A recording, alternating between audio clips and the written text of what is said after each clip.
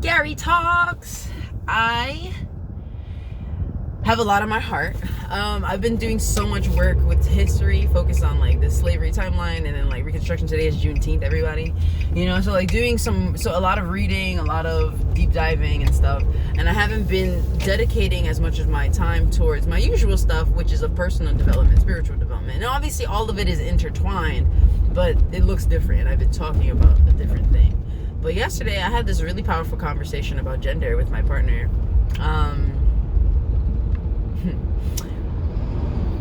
I was like, where to start? So I think firstly, it was my first time yesterday saying out loud that I'm non-binary.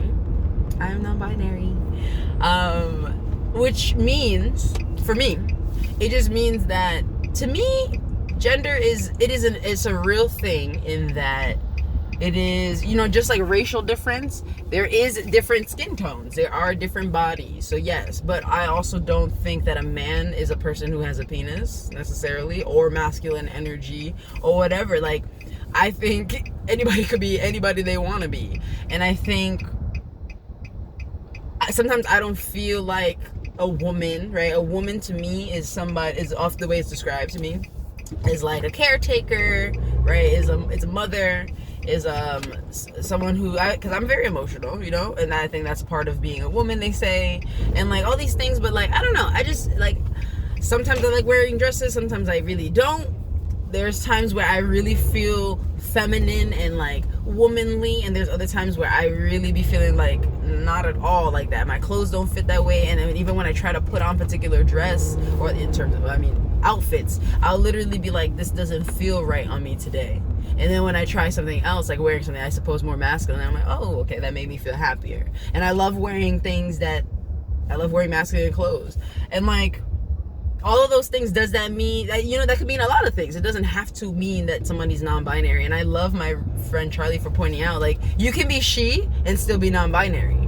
You can, you can have hormones, you can not have hormones and still be non-binary. And so I was like, okay, cool. Like, I have more research that I need to do. All I know is the feeling that I have inside. And talking to my partner yesterday, we came to a really interesting discussion. As an educator, I want to hold the belief that there's no such thing as stupid questions, right?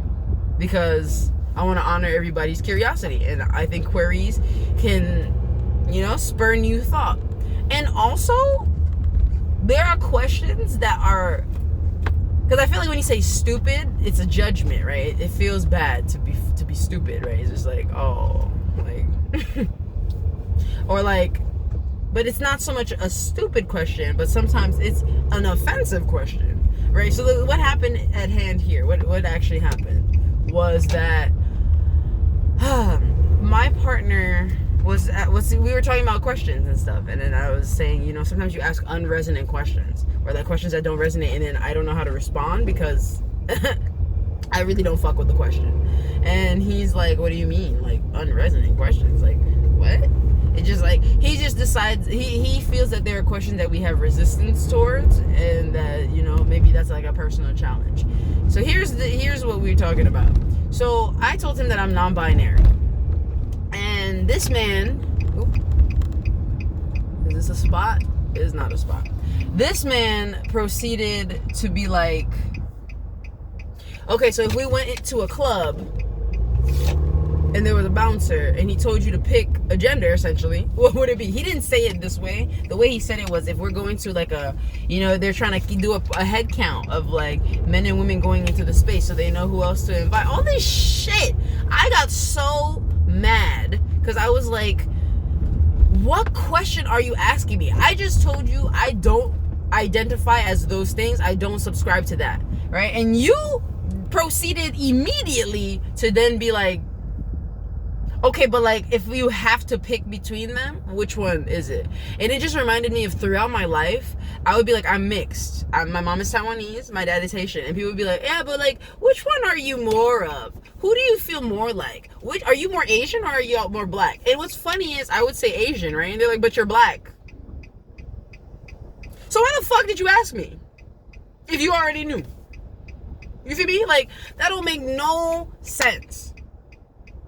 And we really got into it. because it came out eventually. We realized, like, oh, this is a paradigm thing. Like, this man, the way he understands gender is very, very, very, very, very, very, very, very, very different than I do.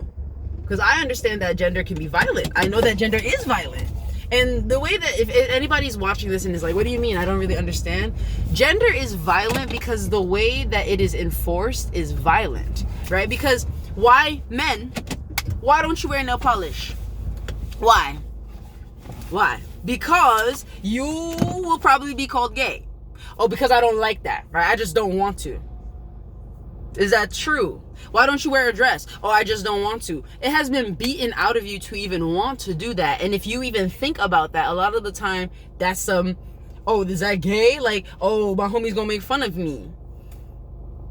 Right? Like, some men don't even wash dishes because it's too feminine. Like, the way that we have gender mixed with the roles, mixed with the things we do, mixed with who we are, is integral, and acting out of it creates these crazy moments of like, what is happening? Who am I?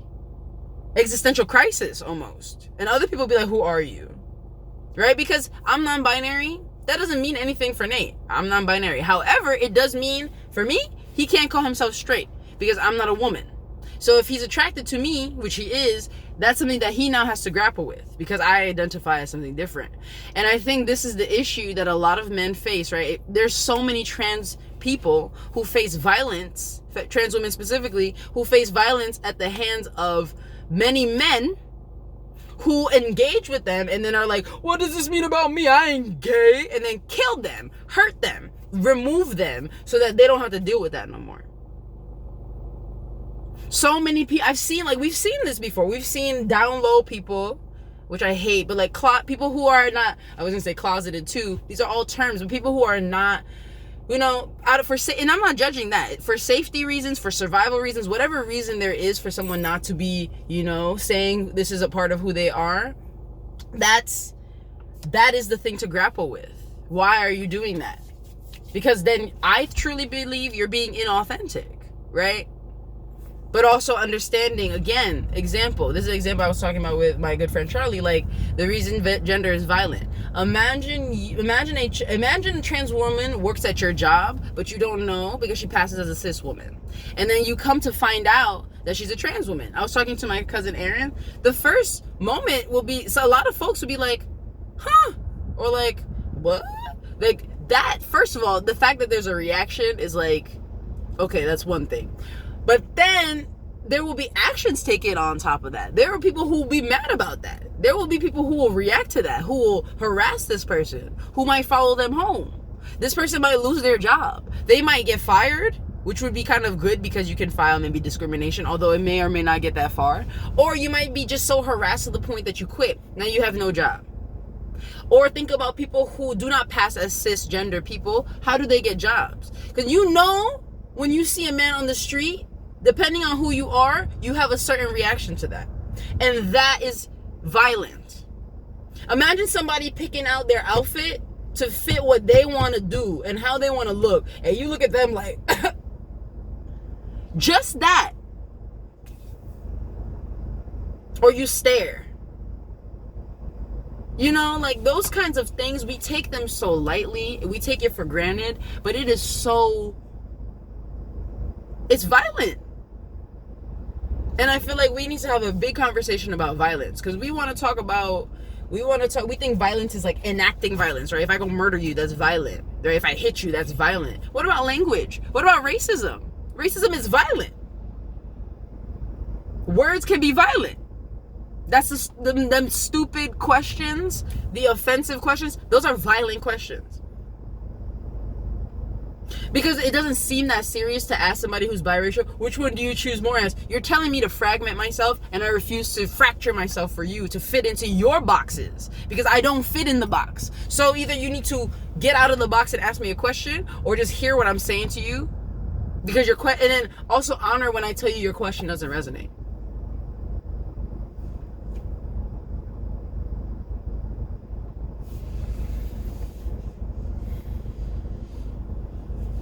And it's like I said, it's challenging because I really want to be in the space of honoring all questions. And I do. And I was asking myself, okay, like I had a teammate in the past who was hella racist. Like, my God, like I want to adopt a kid from Togo, but like, did you know that Egypt is in Africa? Like, girl.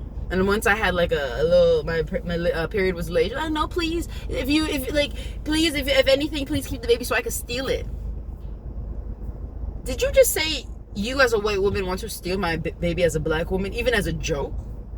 Like, obviously, I'm a person who love a joke. I love me some comedians. I love like really dark humor, and I love being crass. And I think it's funny. Sometimes I think it can be funny when you use like humor to do things, but you're not being funny, you're being very serious. That's the part of it that's violent. Like, you're not joking, you're not poking fun at, oh, wouldn't it be crazy if I asked you to steal the baby?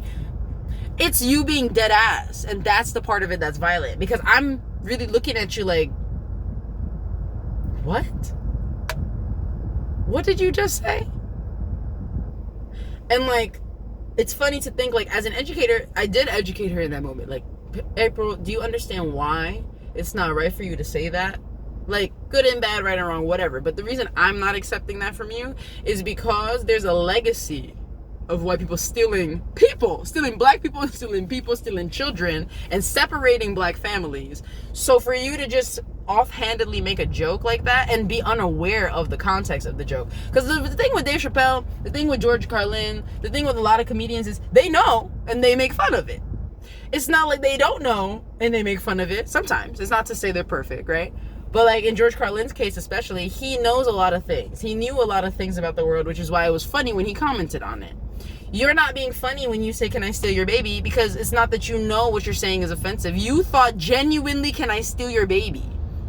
And like, even if you didn't think that was real, you thought that was funny. And I'm like, it's not though. Because also you, as a parent, I'm not sure about. Just even with the jokes, but even as a person overall. So I was just, yeah. So this video, just wanted to talk about the violence of language. Gender can be violent, and like, it's okay to be yourself. I just had a lot of things on my heart, and I kind of just wanted to share them. So here I am. Have a great day.